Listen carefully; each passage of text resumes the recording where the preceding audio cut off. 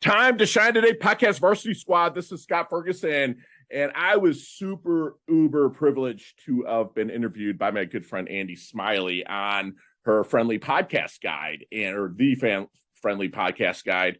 And we had such a good time during the interview. I got to meet her kids.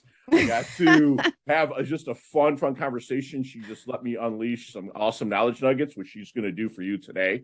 And again, Andi is the host of the Friendly Podcast Guide. Her podcast helps parents figure out what kind of podcast they want to listen to in about 10 minutes, because parents don't have time to listen to a bunch of different podcasts to figure out which one is right for them. And I wish I had her in my life when I really started getting into listening to podcasts, and hopefully I'm on our list of podcasts to listen to. But Andi, thank you so much for coming on. Please introduce yourself to the Time to Shine Today podcast varsity squad. But first, what's your favorite color and why? Ooh, orange. Really? Orange has been my favorite color since I was 5. I think I just like how bright it is. And also, if I'm going to be real, I grew up with all brothers, so being feminine was kind of hard, and pink was my favorite color until I switched to orange. Right. And it's been orange ever since. And it's in your color wheel. You know, you're rocking a little bit on your sleeve right now. I think, unless I'm colorblind. It's true. I love it. I love it.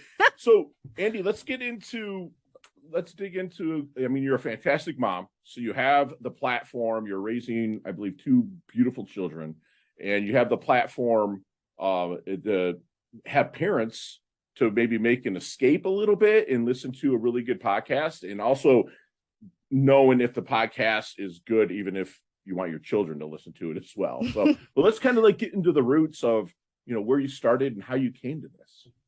Totally. First of all, I didn't even say thank you. Thank you so much for having me on. And thank you for coming on my podcast. Thank you. It was a delight. It was such a fun find. I absolutely adore you. And I am so glad that I can call you my friend. Thank you. And truly, I actually have 3 kids as of recently. I have a baby. Okay. You're fine. Oh, wow. You didn't meet her when during the podcast because she stayed asleep while the other 2 decided to crash the party. So I loved it. That's why you didn't remember her, because you didn't meet her. But I started the podcast, so I have been a podcast lover since my oldest was born, so about 5 years. And I wish that my podcast existed then too, because it was really overwhelming. There are a lot of podcasts out there.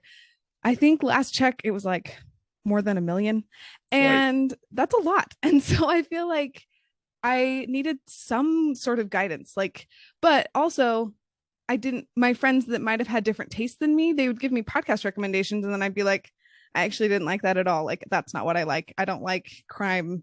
I don't like true crime. That's not my jam. It gives me nightmares. And so like a lot of my friends were like, here are a bunch of true crime. You got to try these. They're so much fun. And I'd be like, actually, like, I couldn't sleep last night because I was listening to that podcast.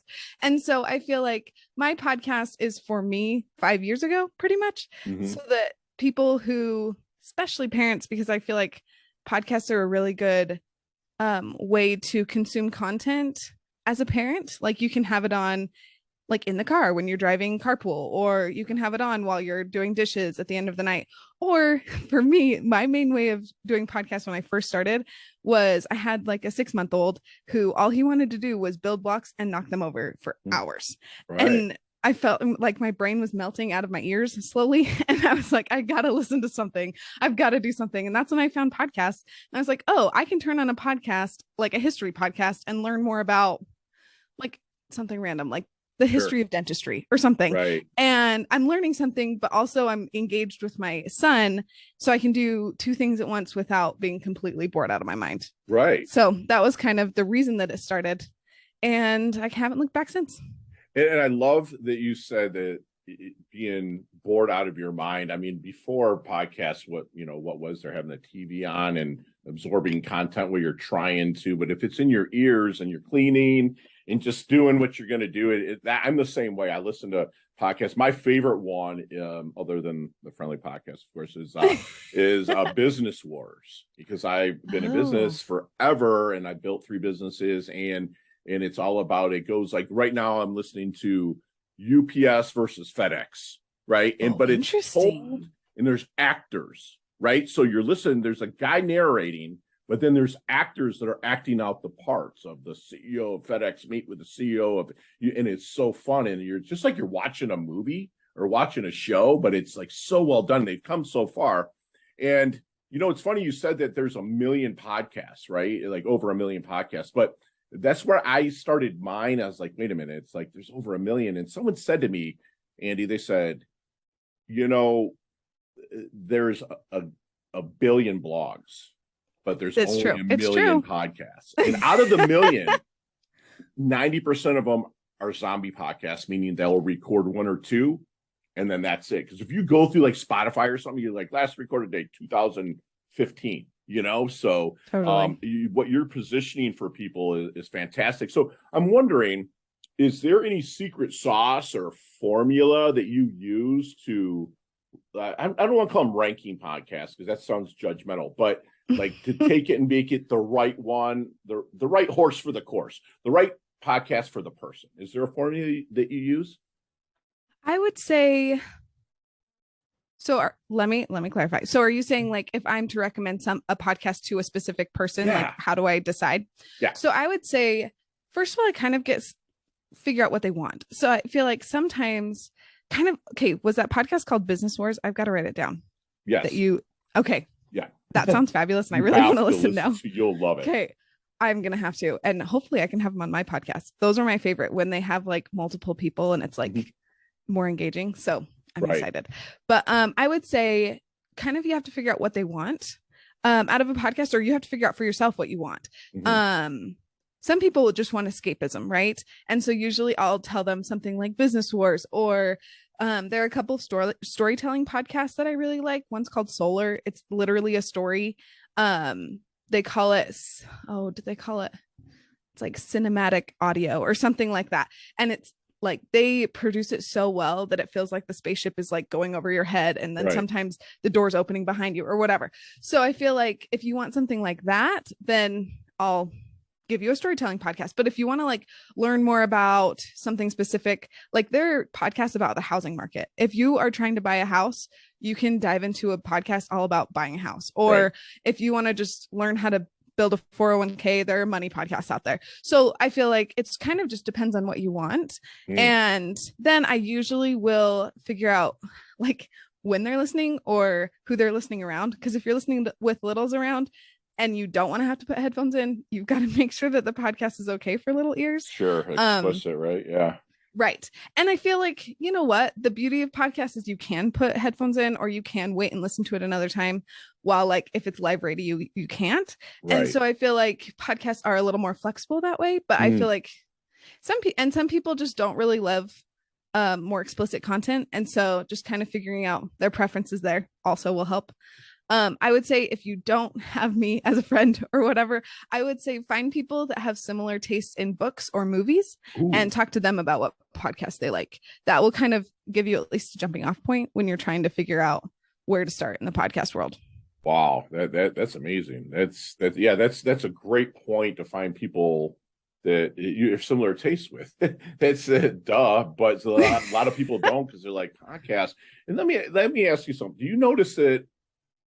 I hate to use the word fake news because that's just thrown around, but with podcasts, it's just they seem so much like you mentioned the housing market. Like these are actual professionals that are in the trenches that have no agenda. So do you find, other than to educate you, do you find that there's a lot more accuracy in podcasts? I would say that it would depend. I feel like some podcasts, you kind of have to do a little bit of research and kind of look to see who the host is. Right. Some podcasters or podcast hosts are, they've been realtors for years. Like they've worked in housing markets, either in one specific spot that you're looking for. Like I'm from Utah, so like I would look for a Utah based one because the housing market is different everywhere. But I feel like you kind of have to look. And I feel like sometimes if it looks like they were like a social media influencer for the past 5 years, and then they decided to jump into the housing market, that might not be as like accurate, or maybe you just listen to it for fun, but that might not give you the most accurate information. I feel like you just kind of have to dive deep when you're wanting to learn something compared to just being entertained. And I would say the easiest way to do that is almost everyone has a website if they have a podcast. So you can just hop on and be like, hey, so how long have they been doing this? Or, what are their credentials? And that can usually tip you off pretty quickly. Like a 5-minute internet search would probably help you know if you're getting the best information. I love that you said credentials, like that word, because there's a lot of people that hopped on the podcast train that were social media they move the needle in social media. But I've noticed that, like, and I tell this to even my coaching clients and whatnot, but like a lot of the people, they want to be this big influencer online, which is great. It's a grind.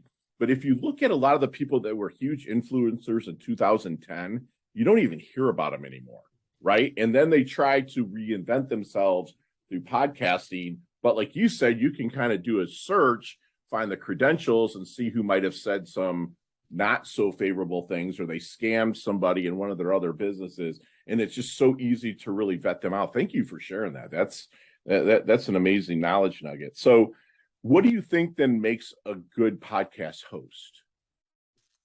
I would say, and truly, as I say this, at least most of the podcast hosts that I have interviewed are like this. I think someone that is very, like, what's the word? Oh my gosh, I can't think. Like they ask a lot of questions. They're curious. A curious podcast host, I feel like, is like the gold standard, because then instead of just saying, oh, I already know everything, I'm just going to tell you back all of this information, they're going to be like, oh, tell me more. Like, oh, I haven't heard of that before, or I've heard of this, but like dive deeper. Like, let's talk about it. I feel like instead of someone that's just like, this is exactly how it is and I'm never wrong, so here's the perfect information. I feel like that. And I feel like someone who is taking it seriously and is consistent. I would say those are the two things. Someone that's consistent and curious. Those are my favorite podcast hosts.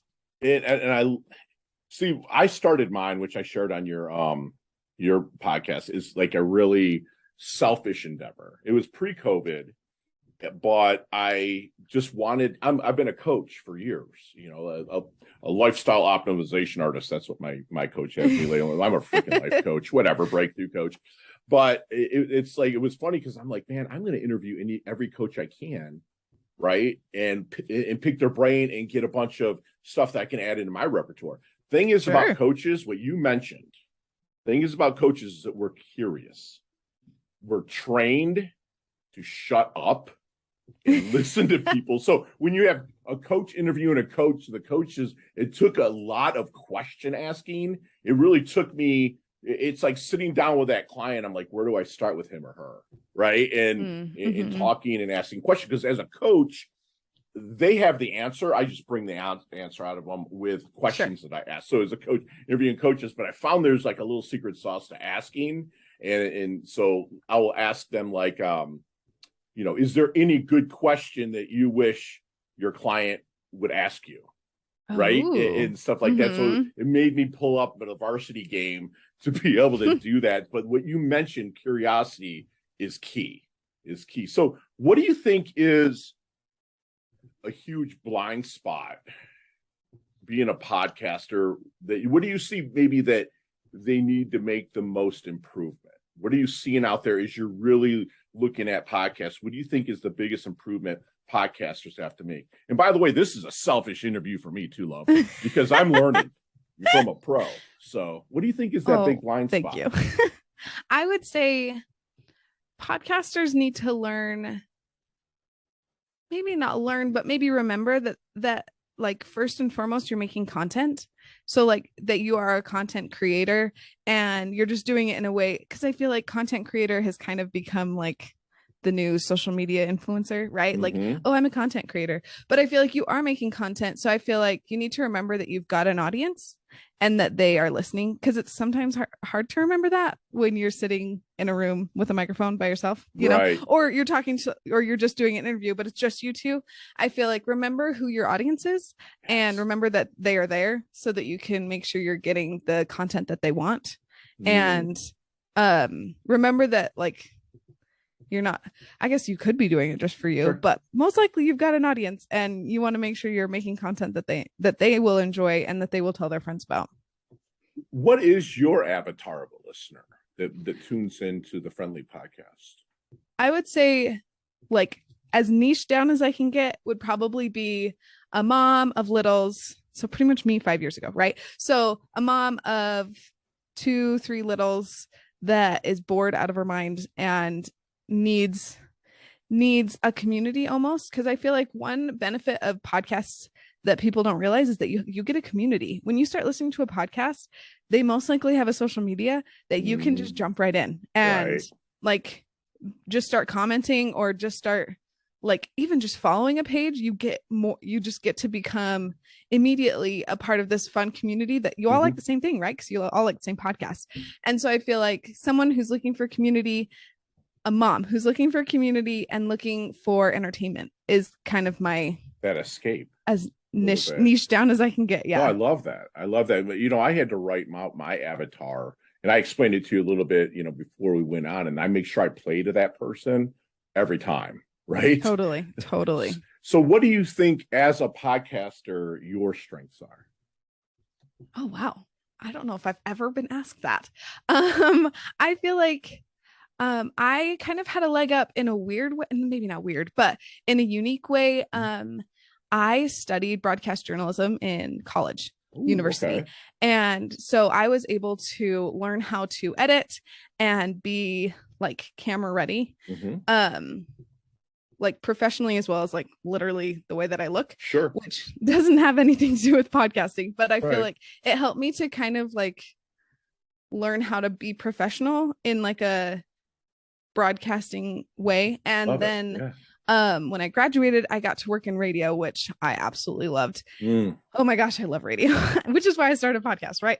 But I got to produce a talk show fresh out of college. It was an amazing experience. I loved it so much. So like as a 20-something-year-old, I was like producing a podcast, not a podcast, a talk show with 2 really seasoned hosts that just took me under their wing and taught me everything that they knew about interviewing and about editing and about like just having a persona. Truly, they're one of the hosts, her name's Amy Iverson. I adore her. We still like send Christmas cards and whatever, even though I haven't been working there for a long time.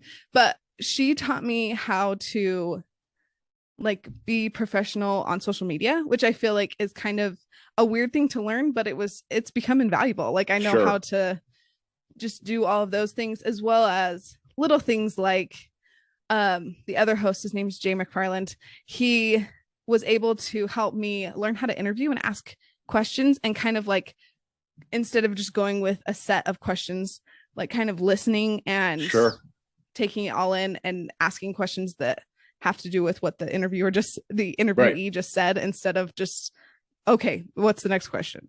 The next question is blah, blah, blah. Flow off of the answer from the other person and keep the conversation going. I love it without like an agenda. I just feel like if you go in with something with an agenda, it's just, you start prying and it just takes the curiosity and the professionalism out of it. So how about, what would you name is your biggest weakness of podcasting? Oh man, my biggest weakness is probably probably a little bit perfectionism, just because I'm like, well, I have to just go through it one more time and make sure there's no mistakes at all.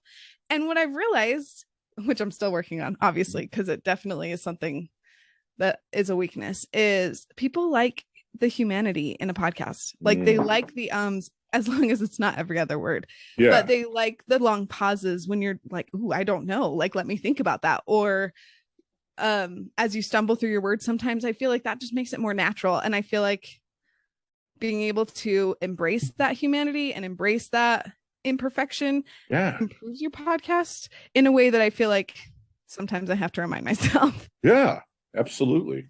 So have you seen the movie Back to the Future? Yes. Okay. Let's go back to the 18-year-old Andi. Okay.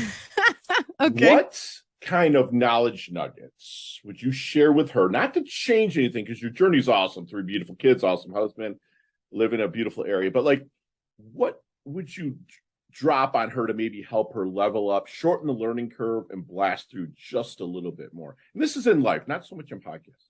Sure. Oh man, I feel like the thing I would say is your body's perfect right now. Yes. It doesn't matter. Like, I feel like, especially as a girl, but also like men deal with it. I feel like Mhm. there's such a morality placed on the way that your body looks. Like if Shaming. you Yeah. aren't skinny enough or if you aren't buff enough or whatever, you're not good, right? Right. Until you reach a certain look, you are not quote unquote good. Right. You're and so you have to eat like the perfect thing all the time, or you have to exercise every day for an hour, or else you're not good. And I feel like if I could have figured that out as an 18-year-old, I feel like I probably would have started a podcast sooner because I would have had less like mental blocks to work Yeah. through. That's all. And now I feel like I'm finally not quite there, but I'm working on it. No, I love that, because there's so much out there that makes you think that if you're not this, you're shamed, in a sense. And they might not be saying, "Oh, you're fat," but it's just like, man, I feel that way.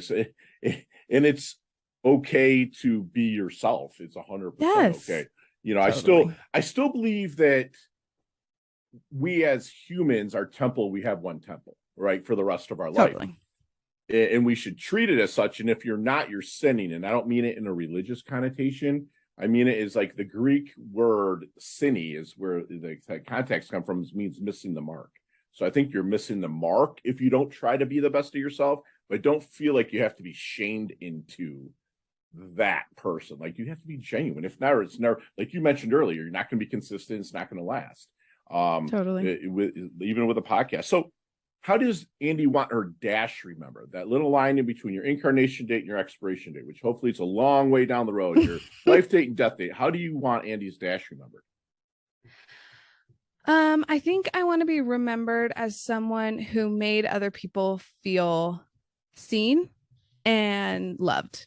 I feel like the things that matter most are my family and my friends and how I made people feel, if that makes sense. So I feel like as long as I was able to help people feel loved and seen, and my family feels loved and seen, I feel like that, like, I'd be good. Like, That's other things beautiful. are awesome, like the podcast and travel and like learning new things are great. But I feel like at the end of the day, what really matters is loving on people and like receiving that love back. That's beautiful. I love it. So what do you think people misunderstand the most about Andi?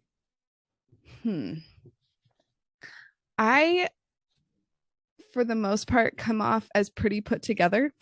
I don't know if that's like a weird thing to say. No, but you're I good. feel like for me, I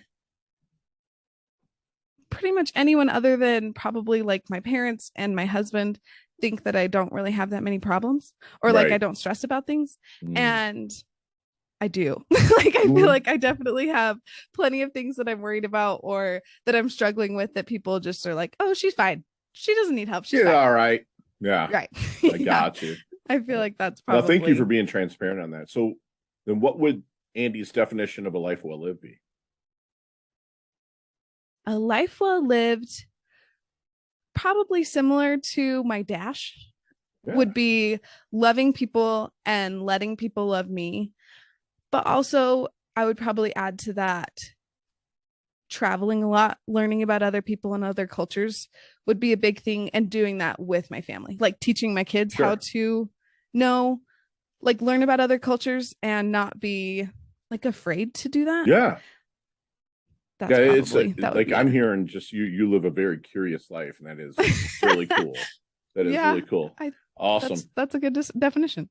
And squad, we are going to take my good friend Andi through our leveling up lightning round just as soon as we get back from thanking our sponsors and affiliates. Time to shine today, podcast varsity squad. We are back, and Smiley is here, and Andi. One day we'll probably meet up at a podfest or something like that, a podcast. Oh, movement. I hope so. And we'll chat about each one of these questions, maybe 15, 20 minutes. But in my leveling up lightning round, you have 5 seconds. With no explanations, and they could all be answered that way. You ready to level up? As ready as I'll ever be. All right, Andi, what is the best leveling up advice you've ever received? To not think too hard about your decisions, just to do what your gut tells you. I love it. Share one of your personal habits that contributes to your success. I stretch my body every morning. Yay! So you see me walking down the street, you're like, man, Fergie looks like he's in his doldrums a little bit. Like, what book might you hand me to level me up? Probably oh my goodness, what's it called? The Lazy Genius Way. Oh wow, I haven't read it. I actually have it, but I haven't read it yet. It's good though. Okay, good. I'm gonna dig into it. Beautiful. Love it, love it. Andy, what's your most commonly used emoji when you text? Oh, that one. I think that the smiley face is technically blushing, but it just looks like a happier smile to me. So that's the one that I use. I love it. I love it. Nicknames growing up? Andy is actually my nickname. That's I feel right. like that's just right. what I go by. Love it. Chess, checkers, or Monopoly? Can I say Monopoly Go? Yeah, you can. Absolutely. Okay. Yeah. It's a little bit quicker, but it's a faster version. I love it. That game. Yeah. I love it. Go to ice cream flavor. Ooh, Neapolitan, which is weird, I know, but I just love it. Love it. Love it. So there's a sandwich named Andi Smiley. Build that sandwich for me. Ooh, okay. Sidebar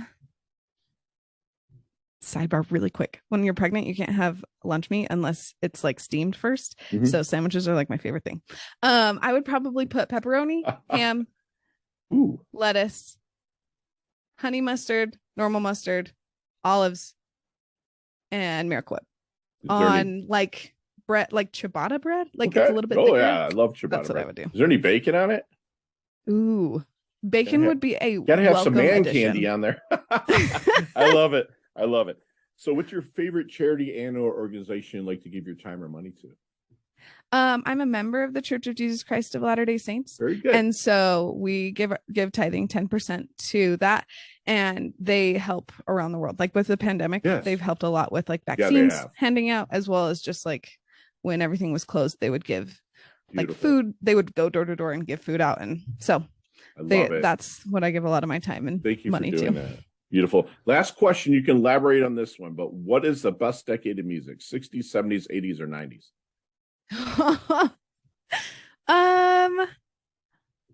Probably 70s. Okay. I like the disco vibe. I don't really love disco dancing, but I like disco music. Right. The later 70s. Yeah, absolutely. Yes. I love it. I love it. It's funny. My jam. I listen to classic 70s when I'm actually going through and building show notes. Right. But I'm 50 years old. So it's like the 80s was my jam. You know, I graduated in 1990. So it's like, you know, I had the whole 80s. That's my thing. You know, and Big Hair Don't Care, the invasion of rap with like Run DMC and the Beastie Boys, right? And then you know, the invasions of U2, Duran, Man at Work. That was just awesome. So Andy, how can we find you? So the easiest way is my website, friendlypodcastguide.com. Mm-hmm. You can get all of my episodes are on there. And I've set it up in a way, my brother-in-law helps me with my website, but he puts it in a way that you can just click on a type of podcast you want: entertainment, parenting, informational, whatever, and then click that, and then all of the episodes that are under that will be right there for you. That's awesome. So you don't have to just like scroll through a whole list. Also, I'm on Instagram and TikTok, and just find me there. DM me. Awesome. I'd love to say hi. Awesome. And on Instagram, it is Friendly Podcast Guide. All one word, Friendly Podcast Guide. I love it. Love it. And then also going forward a little bit, you're going to be opening up a podcast audit. What's going to like kind of take place there? Sure. So with a podcast audit, when I do interviews with podcast hosts, I kind of get to dive into their process a little bit. And I've learned a lot, kind of like you were saying, like I get to pick podcasters' brains all the time, which is really fun. And I feel like I've learned a lot about making a podcast, what like the do's and the don'ts. And also I've learned that podcasting looks different for everyone. Sure. And so sometimes something that works really well for one person is just not working for another person. And so with a podcast audit, I'll listen to a couple of episodes depending on what kind of audit you want. And we'll sit down for a Zoom meeting, and I'll kind of talk through what I've seen, and you can kind of let me know what you need, and I'll kind of try and help you get to where you want to be. Oh, that's awesome. That's awesome. Where were you in 2019? Andy. With that, so Andy, do me one last solid and leave us with one last knowledge nugget we can take with us, internalize, and take action on. I would say, because I am the friendly podcast guide, I would say try out a new podcast, or honestly, try out a new medium of any sort. Try a new book, try a new music genre, try something new and see if you love it. If you don't, no harm, no foul. If you do, you have a whole new love it catalog of stuff, and like that you you said, get a to new learn tribe, because usually people go totally to that, and you get the connection is so important. We're losing that over time. And squad, we had just had I thought it was just really going to be a fun conversation, but it was kind of a masterclass on podcasting. And with my good friend Andi Smiley here, who is a podcast lover now, she found that she could find guidance in certain episodes, and that you can get into there and then build your tribes out with it. And that's an awesome way to consume content, where you can listen to it anywhere. She does it when her 5-year-old was kicking over a building block, or her 5-year-old that was a baby was kicking over building blocks. Or when he's outside playing like a ninja now, she can still have the podcast in her ear and keep her eyes on him. And you can go, what do you want to listen to? Business, storytelling, entertainment, or just looking for a solid escape. There's so many good podcasts out there, and Andi will put you in the touch with the one that's going to meet your flavor. If you're out in finding a right podcast, if you don't find Andi before, which I know you will, but find people with similar interests in books and movies and see what they're listening to a podcast and maybe check it out. She'll tell you that a good podcast host is curious. They don't talk over people. They take it seriously, and they're consistent with their content, putting it out there. It's a business to them, something they're very passionate about. And remember, when you're making the content, to keep people interested, if you're going to start on a topic, stay on topic. Don't go away from that topic, right? And she believes that stumbling blocks are okay if you're a podcaster. A lot of ums and long pauses, just try not to make them too much. And remember that you, as a person, that you are perfect. Love yourself.